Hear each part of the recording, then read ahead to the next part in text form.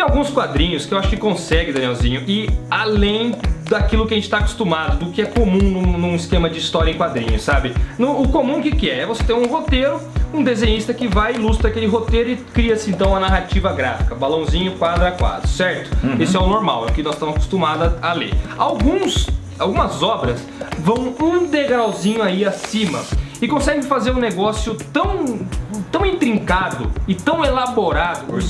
Orgânico, boa palavra. Tão orgânico que ganha um outro nível o negócio.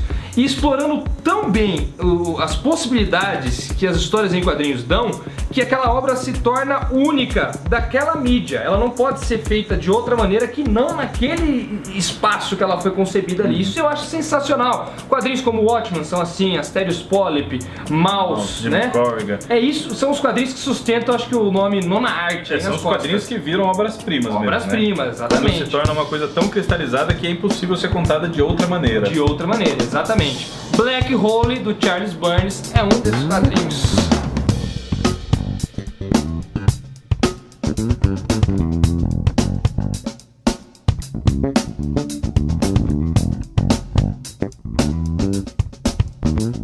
É isso aí, Pipoca e Nanquim com Bruno Drago, Danielzinho Lopes, para falar de Charles Burns. Black Hole, essa maravilha, uma das minhas obras favoritas de todos os tempos. Das minhas também, cara. Eu adorei esse quadrinho, li faz bastante tempo, reli agora e ela ganhou uma nova dimensão. É maravilhoso, Demais. é um quadrinho fundamental. Se você gosta de bons quadrinhos, Black Hole é muito acertado, é uma escolha aceitadíssima. Corre atrás, cara. É do Charles Burns fez tudo no gibi, inclusive design de capa e tudo mais. Tudo, do começo ao fim.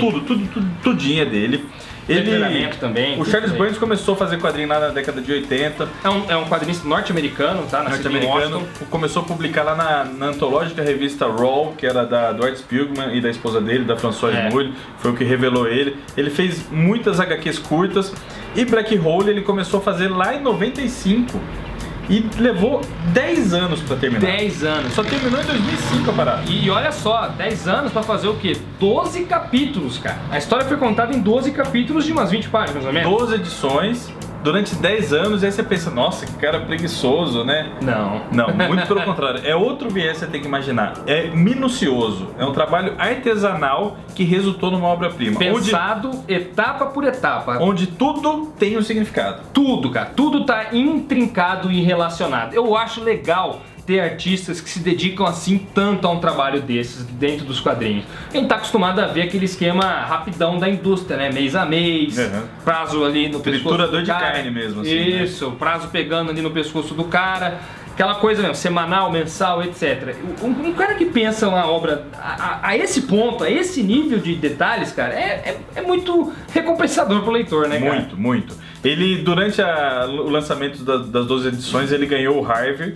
Vários Harveys, que é um dos prêmios mais importantes da indústria. Sim. E na compilação, em 2005, foi compilada num volume só, uma única graphic novel, uma obra como um todo, ganhou o Eisner, que é o maior prêmio da indústria dos quadrinhos.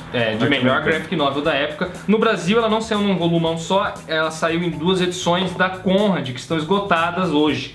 É difícil de encontrar, talvez aí em sebos. A primeira chama Introdução à Biologia e a segunda chama O Fim. Se você encontrar elas, agarra, cara. Garante, porque é lindo, né? Lindo, é top, cara. Sinopse, Daniel Boy. Sinopse básica. Se passa em Seattle, durante a década de 70, e tá rolando um surto de uma doença sexualmente transmissível, que eles chamam de The Bug ou tipo a praga adolescente. Isso.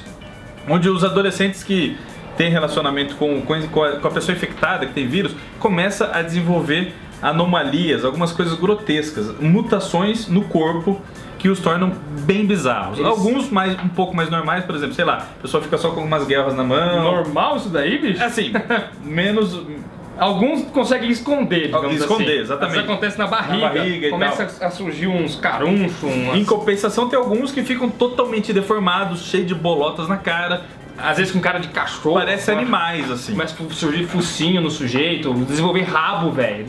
Rabo. O rabo ainda dá pra esconder, né? Mas é um negócio estranho. Mesmo assim é estranho. Então tá rolando essa doença, e aí mostra 4 adolescentes principais em idade escolar, assim, final do colégio e tudo mais. Do colégio. São todos adolescentes. entrando na fase adulta, começando a virar adulto. A querer ter relações sexuais. Essa é a sacada do gibi. É. As deformações, o vírus, acaba sendo uma metáfora ao próprio crescimento, né? Porque todo jovem, quando começa, sei lá, o menino começa a crescer pelo. Ou então não cresceu, que é pior, crescer, passa zoado, né? O saco fica peludo. Não tem pelo no sovaco, não tem barba, bigodinho, tem sabe? espinha. Rola muita vergonha nessa fase. A menina quando começa a crescer peito, geralmente tem muita vergonha. Ou não tem, ou a menina que cresce e não tem muito peito, todas as amigas têm, ela não. Aí tem a cultura do bullying na escola e tudo mais. E ele retrata isso, ele faz esse retrato da juventude como poucos, assim. É fantástico. Sim. É absolutamente sensacional como ele faz, por meio dessa praga, dessa coisa bizarra, ele conta a história da maioria dos jovens. É alusão também ao vírus da AIDS também. Acaba sendo também, né? pode ser também uma metáfora da AIDS. A AIDS começou a virar uma parada epidêmica na década de 70 mesmo, Sim. né? Época em que é ambientado o quadrinho, né? E então dá pra fazer também essa relação. Eu acho que a própria ambientação do quadrinho é um destaque importante pra mim, pro Black Hole, né? Porque eles estão ali no finalzinho do Paz e Amor, da era hippie. É, exato. Começo da década de 70. Flower Power. Acabou o verão do amor. Acabou a era de Aquários. Já rola uma desesperança. Antes estava todo mundo feliz. Rock and roll, maravilha. Né? Drogas, paz e amor. Agora, década de 60, a parada já inverteu. Rola uma desesperança muito grande, assim. E é importante, eu acho legal ser em Seattle. Porque assim, a molecada ali, os jovens, eles estavam começando a ficar de saco cheio. Eles não tinham nada pra fazer, eles ficavam se entupindo de drogas o tempo inteiro, vendo televisão. E isso acaba culminando, né, depois fazendo um salto aí, na década de 80, é lá que nasce o movimento grunge. Nirvana, Pearl Jam, o Soundgarden, reflexo dessa juventude da década de 70, desesperançosa e sem muito o que fazer, assim, sabe? São totalmente jovens apáticos, perdeu-se totalmente a ideologia que tinha da era hippie e mantém só a chapação, a zoeira, sabe? E a gente vê essa juventude aí, você mencionou os 4 personagens, né? Só um parênteses, um filme que retrata legal essa época, pra quem quiser fazer o link, é aquele Jovens Loucos e Rebeldes, do Linklater. Eu acho que é um filme bem legal, é bem parecido com a temática aí, tirando todo o lado bizarro. Os 4 personagens principais. 4 personagens, e cada capítulo é dedicado a um desses personagens, né? O primeiro a gente tem o Rob, que é um menino que já está contaminado, ele tem uma boca no pescoço, aqui uma boca que fala enquanto ele está dormindo, né? E o Rob é a ligação entre os alunos normais e os alunos que estão sendo contaminados, já são tidos como párias pelos outros. Os que são contaminados, eles se isolam numa comunidade lá no meio do mato, bicho. E como ele consegue esconder o problema dele, ele faz essa ligação, levando comida pros caras e ainda vai pra escola e tudo mais. E na escola ainda ele é o galã, assim, o galanzão. Ele é o bonitão, o cara mais velho. É aí que entra a Cris, que é uma personagem gamadona por ele, uma menina normal. Linda. Todos os moleques da escola adoram a Cris, tipo, ela é gata, ela é descolada. Apaixonada por esse cara, e nós vamos ver ela contrair a doença e saindo aí de uma vida normal e é glamurosa na escola, popular, pra uma menina perturbada e totalmente complexada e todos os valores dela viram de ponta cabeça. Viram de ponta cabeça, exatamente. A gente vê essa mudança drástica na vida dela. Aí tem... Você falou que todo mundo paga pau pra ela e tal, entra então agora o... Keith, que é apaixonadinho pela Cris. O Keith tá na mesma sala, é aquilo, nossa, a Cris é tão linda, na aula de biologia a gente dissecou o sapo junto, ela encostou na minha mão, é aquela paixão platônica, assim. Isso, platônica. E ele é totalmente maluco por ela, quer porque quer se relacionar com ela, mesmo quando ele sabe que ela tá contaminada. Aí que tá, é um negócio, tipo, da uma impetuosidade juvenil, assim, tipo, foda-se, eu preciso transar com ela. Exato. Mesmo que eu me contamine e depois eu vejo que eu faço. Toda a minha vida vai por água abaixo, mas eu preciso transar com ela. Uma irresponsabilidade, né, cara? Que só existe na juventude. Na juventude mesmo, cara. Ninguém tem cabeça nessa época, não. E entra aí a 4ª personagem, que é a Elisa. E aí o Keith, mais pra frente da história, ele conhece a Elisa. Que já se gama por ele, mas ele vai numa casa pra comprar maconha, né? Os caras malucões assim, e aí ele acaba conhecendo a Elisa. Essa menina que mora com esses malucos que vendem a maconha. E já é contaminada há muito tempo. Há muito tempo também, igual o Rob. E a Elisa se apaixona por ele. Ele, claro, tá me dando bola, vou pegar, mas ele ainda tá apaixonado pela Cris. E a gente vê então a relação desses personagens. O pulo gato, o Chan do negócio, é como o Charles Burns nos faz entrar na mente desses personagens todos. Porque ele, em determinados momentos, tá mostrando o dia a dia dele, tudo a gente acompanha através do cara, a gente entra no pensamento, ele mostra o pensamento dos moleques e tudo mais. E de vez em quando ele mostra a piração, a chapação e os sonhos enquanto eles estão dormindo. O quadro muda até de formato, A passa assim do lado. é super intrincada e a cronologia vai e volta. Muitos flashbacks e tal. E você só compõe esse cenário todo, a história toda, no final do segundo volume. Sim, é quando tudo passa a fazer sentido. Quando a história acaba. Mas eu acho impressionante, Danielzinho, que ele dá esses saltos entre realidade e devaneio, e também esses saltos temporais, e em nenhum momento você fica perdido. Não se perde. Você está sempre situado com os personagens ali. Totalmente situado. E ele faz umas ligações, aí entra aquele negócio que a gente falou lá na abertura do programa, o cara tá mexendo no meio do mato ali, no meio da comunidade. E aí ele foca num bagulho que tá no chão. Um pedaço de sanduíche. Um pedaço de sanduíche, digamos assim, um lagarto, qualquer coisa assim, que depois aquilo vira um detalhe importantíssimo no sonho do cara.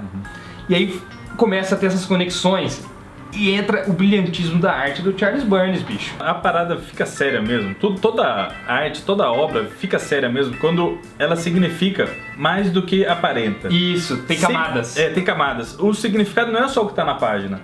Há significado além daquilo. Se você quiser fazer um trabalho de mestrado em cima de Black Hole, você consegue. Você consegue fazer. Você consegue. Porque tudo tem ligação, tudo é intrincadinho. Ele faz ele faz algumas coisas visuais assim que remetem, por exemplo, toda hora tem o símbolo da vagina e do pênis. Ele consegue até um corte no pé da menina, ele acaba relacionando e transformando aquilo numa vagina. Tem todo um lance com armas representando pênis. Sim. Tem toda uma gama de significados além do proposto no literal ali. Isso, numa primeira olhada. O traço dele, a gente ainda não mencionou, mas é um traço único também. Você bate o olho, vê Charles Burns. É um traço grosso. Ele tem um desenho pesado, digamos assim, obscuro pra caramba. Muita tinta preta. Muita tinta preta. Ele tem mais preto do que branco nas histórias em quadrinho, o que isso é bom e acaba também tendo seus próprios significados, porque os espaços em branco acabam querendo significar algo além. Esse lado escuro, esse lado pesado no preto, traz uma cara de terror. Acaba virando um quadrinho de horror em algumas partes. Depois na história entram elementos que dão mais ainda a cara desse gênero de horror. De horror, assim. É um quadrinho altamente imersivo e contemplativo. Bicho, é pra todo mundo ler. É obra-prima mesmo, cara. Fundamental. Uma pena, Charles Burns não é muito publicado aqui no Brasil. Tirando isso daí, ele teve apenas uma participação numa antologia, né? Naquele Little Lit da Companhia das Letras, mas ele participa com 2 páginas só. E até onde eu sei não tem mais nada dele por aqui. Mas lá fora ele tem outras obras-primas lançadas, Danielzinho comprou os importados. Eu fiquei totalmente maluco. Depois que eu li Black Hole, eu falei, Charles Burns é o cara. Que monstro, que gigante é esse. É mesmo, né? Eu tenho vontade de tatuar um desenho dele na perna, sei lá, no braço. Eu adoro o Charles Burns. Aí eu comprei algumas coisas. Essa daqui, Big Baby, é um compilado de histórias menores que ele fez para várias antologias e várias revistas. A Fantagraphics lançou 3 volumes, além da Big Baby mais 2, para compilar todas as histórias curtas dele. Big Baby é porque o personagem mais explorado aí é esse moleque. A história principal é desse personagem Big Baby, mas tem outras e é maravilhoso. É bem cartoon, digamos assim, né? Uma caricatural, assim. O Big Baby ele é muito estranho, ele tem uma cara bem estranha. Assim, já é um pouco diferente do Black Hole. E aí, agora, a outra obra-prima ele não se bastou em Black Hole, que já é uma obra nota 10. Ele fez essa segunda obra maravilhosa, espetacular. Essa é uma trilogia. Começou com Exed Out, depois ele lançou The Hive e concluiu com Sugar School. Também levou coisa de 5, 6, 7 anos para lançar tudo isso daqui. Conta a história de um personagem chamado Doug. Doug ele começa a HQ numa cama, na casa dele, com um ferimento na cabeça, e a partir de então já começa uma sucessão de bizarrices. Ele segue um gato dele por meio de um bueiro e vai parar num país totalmente maluco de seres bizarros, assim, totalmente insanos. E aí, com a narrativa no Black Hole já é uma narrativa intrincada. Aqui é muito mais, é 10 vezes mais intrincado que o Black Hole. O cara tá mais à vontade. Você fica um tempão sem fazer ideia do que tá rolando. Quando os elementos se juntam, Drago, é arrepiante. É uma das coisas que eu falei, puta, isso é uma ópera, isso é maravilhoso. Caralho. Como ele relacionou tudo isso daí. E também aborda a adolescência como eu nunca vi. é maravilhoso. É um negócio pra falar, meu, o que tá acontecendo? O que tá pegando aqui? Entendi. E aí quando ele te laça e explica tudo, você fala, puta que eu pariu. Explode a De cabeça. verdade, é maravilhoso. Eu já vi uma coisa diferente, esse é colorido. Esse inteiro colorido.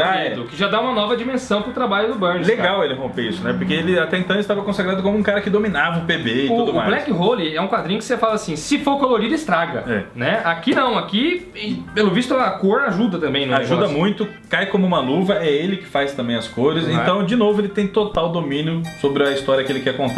É quadrinho pra ler e reler, quadrinhos ousados. Para leitores exigentes.